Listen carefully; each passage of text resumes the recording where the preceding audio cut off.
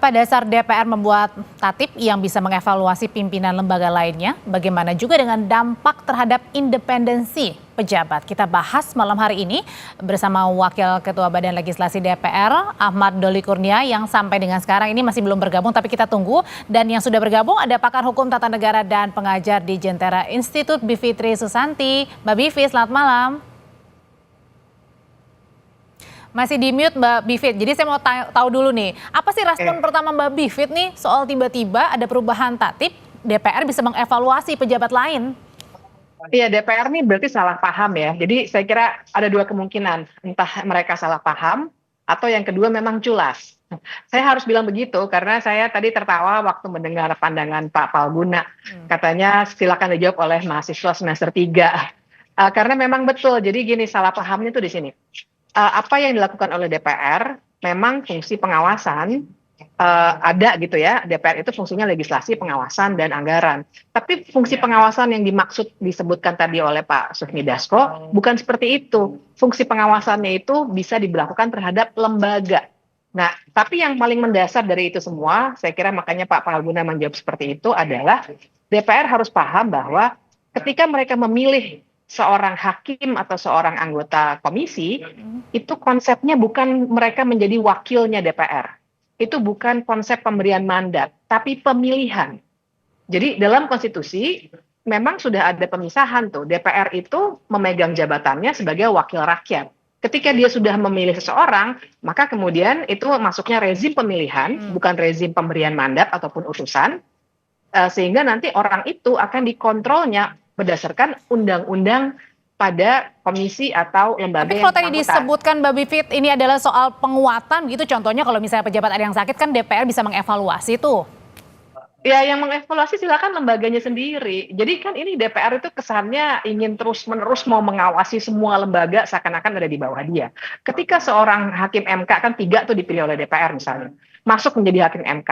Kalau dia sakit atau dia tidak berfungsi dengan baik, kan ada mekanisme internal di MK-nya. KPK juga begitu, atau OJK atau apapun, silahkan nanti begitu dia sudah terpilih, ada aturan main di undang-undangnya masing-masing.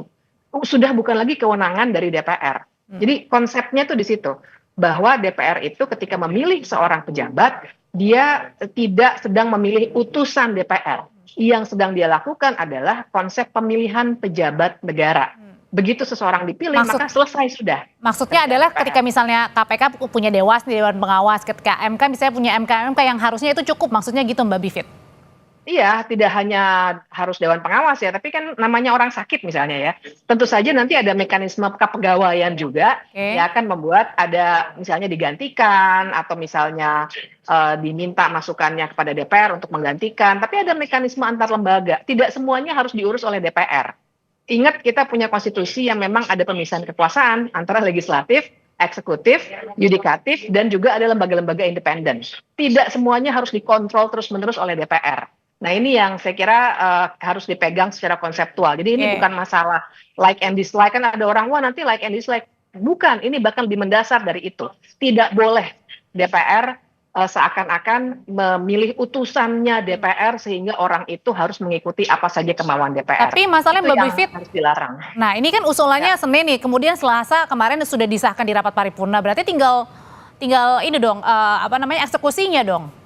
Iya, makanya saya berharap orang-orang anggota DPR yang masih berakal sehat, punya paham hukum tata negara, paham aturan main politik, dan tentu saja paham konstitusi, mereka harus bisa mengerem ini. Harusnya tidak boleh ini dilakukan. Kalau ini dilakukan, maka tentu saja sangat bisa di judicial review ke Mahkamah Agung. Karena ini melanggar undang-undang, itu pasti ya, masing-masing undang-undang dilanggar tuh, undang-undang MK, undang-undang KPK, bahkan melanggar konstitusi sebenarnya.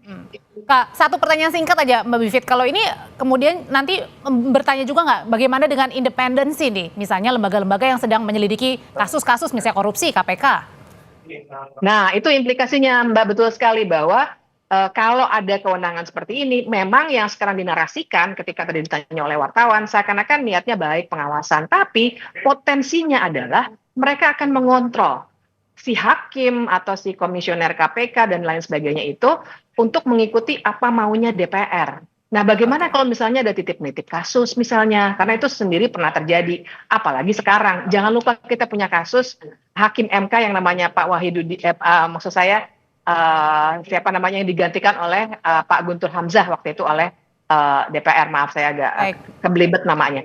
Misalnya itu contoh bagaimana DPR gusar karena ternyata hakimnya tidak mengikuti apa maunya DPR, maka langsung digantikan di tengah jalan. Hmm. Nah, itu sudah pernah terjadi. Nah, yang sangat dikhawatirkan adalah kalau kemudian kemandirian kekuasaan kehakiman, MK, MA, dan yang lain-lainnya yang memang dipilih memang oleh DPR menurut undang-undang, Oke. itu juga akan tercemar karena model tata tertib yang seperti ini. Mbak Bivit, terima kasih untuk pandangannya, tapi sayang sekali ya harusnya kita juga bisa bergabung nih dengan Bang Doli Kurnia, Wakil Ketua Badan Legislasi atau Balik DPR, tapi sampai sekarang masih belum hadir di diskusi kita. Tapi terima kasih Mbak Bivit untuk pandangannya.